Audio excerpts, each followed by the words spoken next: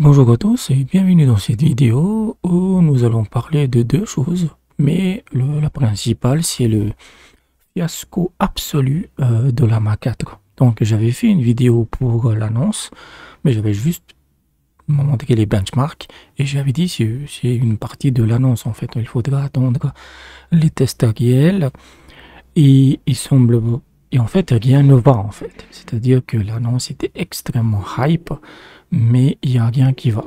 Il n'y a rien qui va pour une raison simple, c'est que j'avais dit que la caractéristique unique de ce Llama 4, dans ma précédente vidéo, c'était la fenêtre de contexte de 10 millions de tokens, notamment pour Maverick, puisqu'il y a deux modèles, le modèle Scout et le modèle Maverick. Et j'avais déjà vu que, par exemple, sur OpenRouter, ces millions de tokens n'apparaissaient pas. Ils n'étaient pas supportés, c'était 131 000 ou 200 000 en fait. Et en fait, il semble qu'ils ont menti sur ça. C'est que, en fait, c'est pas la fenêtre de contexte de token, c'est plus la génération de texte. Mais ils ont été très flous là-dedans. Et il y a des plateformes qui ont testé ça, qui font ça, en fait. Notamment un truc qui s'appelle Fiction.live, qui a l'habitude, qui est dans la narration et le jeu de rôle. Donc là, il faut vraiment avoir parce que c'est bien d'avoir un très gros temps contexte, mais il faut que l'IA puisse récupérer la bonne information au moment voulu. Et ça, cette plateforme a dit que non, c'est vraiment pas bon. Ensuite, et j'avais fait dans la vidéo précédente, j'avais parlé que sur le benchmark LM Arena que j'avais montré, on pourrait voir, c'est que Maverick, donc le Llama 4, il était top 1. Que ce soit en général, mais également en codage. Il semblerait qu'ils aient utilisé la technique d'Alibaba à l'époque, c'est-à-dire qu'ils aient optimisé le modèle pour les benchmarks uniquement. Voilà, mais c'est pas un modèle qui est bon en soi, mais qui il savait comment, quelles sont les questions, quels sont les exercices faits dans un benchmark. Et ils l'ont optimisé pour ça, même si le LM Arena, c'est surtout les utilisateurs qui votent. Mais j'avais vu, bon, de toute façon, les benchmarks, ça veut pas dire grand-chose, en fait. Donc première critique, la fenêtre de contexte de token n'est pas respectée. La deuxième, c'est qu'il n'est pas bon. En fait, je l'ai testé sur code, même sur des landing pages, du HTML et du CSS. Oui, il le fait, mais c'est très basique en fait. C'est pas possible. Et, euh, et la troisième critique qui a été balancée, et sans doute la plus importante, c'est que l'une des raisons du succès de Llama 3.3.x, 3.1 ou même 3.3, c'est que vous aviez des petites tailles. Vous aviez du 7 milliards, vous aviez du 13 milliards, vous aviez du 27 milliards. Ce qui fait que si vous aviez une bonne carte graphique consommateur, genre, je sais pas, une 4080 ou une 4090, vous pouviez l'utiliser en local. Et vous aviez un modèle entièrement local. Celui-là, en fait, comme c'est un mélange d'experts, un mixture of experts, donc le Scout, c'est 17 milliards. En fait, les deux sont 17 milliards de paramètres activés, mais sur 100 milliards de paramètres sur le modèle. Donc voilà, les paramètres activés sont 17 milliards, mais le modèle lui-même, il est à 100. Ce qui fait qu'il n'y a pas, c'est pas possible en fait. 100 milliards, c'est du H100. C'est pour ça que j'avais dit qu'il utilise le H100. Le H100, c'est un GPU à genre 50-60 000 dollars en fait. C'est pas fait pour les consommateurs. Et ça vraiment, ça signifie qu'il n'y a aucun membre du grand public, en tout cas le mec lambda qui a un bon PC ne pourrait l'utiliser. Donc tu as trois critiques. Donc le benchmark il n'est pas bon, la fenêtre de contexte c'est un mensonge et on ne peut pas l'utiliser pour le grand public. Et en fait, Meta s'est défendu en disant qu'on vient juste de le lancer. En fait, il faut que les autres s'adaptent pour comprendre le modèle. Peut-être que c'est vrai, et je pense que c'est une technique qu'ils avaient. En fait, j'avais dit dans la vidéo, c'est que c'est comme ça que Llama est devenu un succès. c'est qu'il a donné gratuitement le modèle, mais la licence n'est pas totalement open source.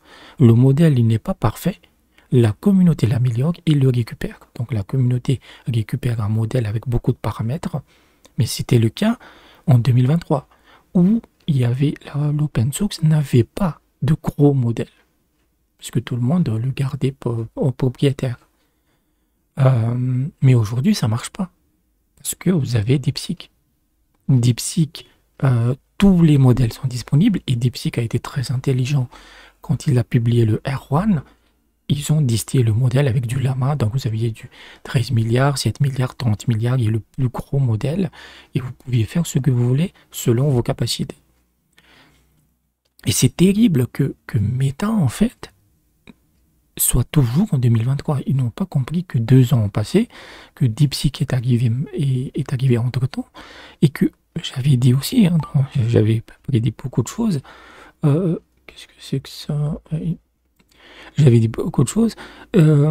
Et j'avais dit qu'on ne peut plus se contenter du service minimum. C'est-à-dire qu'aujourd'hui, vous avez des IA tellement performantes, et toujours DeepSeek, mais également si vous payez Gemini 2.5 Pro, qui absolument arrache tout sur son passage, vous ne pouvez pas vous contenter de modèles médiocres en espérant que les gens vont apprécier.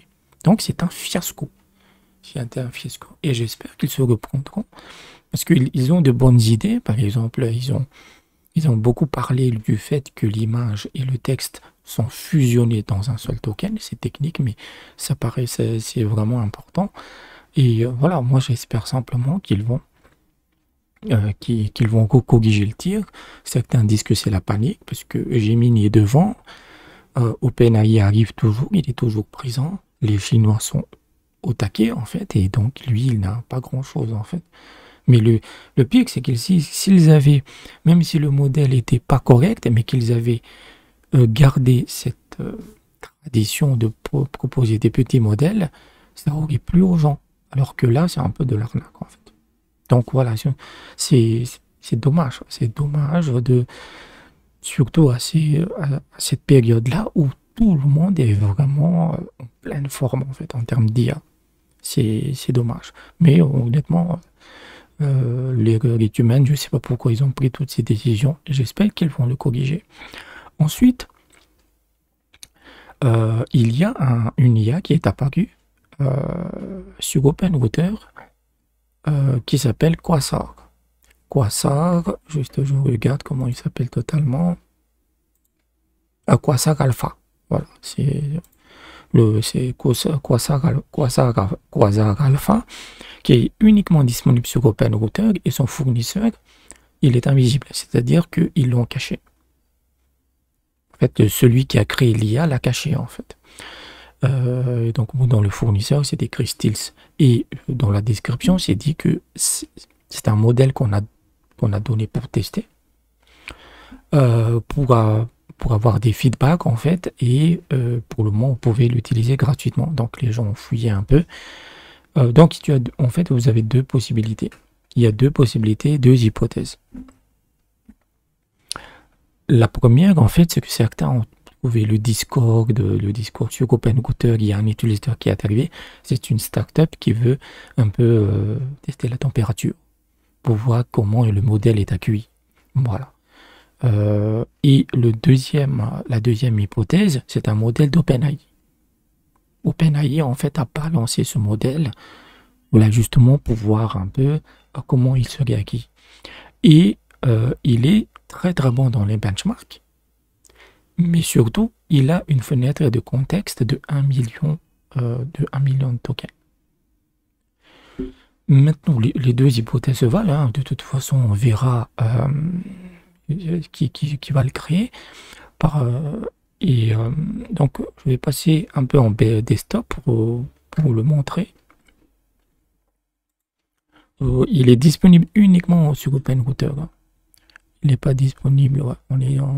Donc ça c'est OpenRouter, et où est-ce qu'il est? Voilà, c'est celui-là, c'est le Quasar Alpha en fait. Donc sur Google, en fait, si vous avez un fournisseur OpenRouter, vous tapez Quasar, il apparaîtra.